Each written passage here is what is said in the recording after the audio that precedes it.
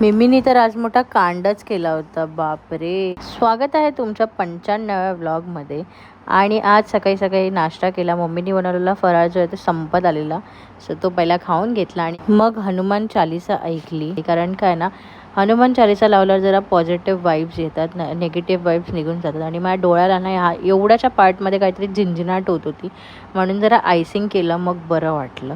आणि डायरेक्ट घरी आली जेवायला एवढी भूक लागलेली ना की मी व्हिडिओ करायलाच विसरली.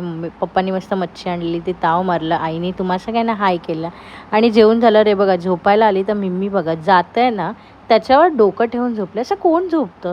आणि हा पाऊस म्हणजे मला समजत नाही का जात नाही. हा किती अजून वर्षभर हाच राहणार आहे का? मला कंटाळा आलाय यार या पावसात, हसायला पण येतं.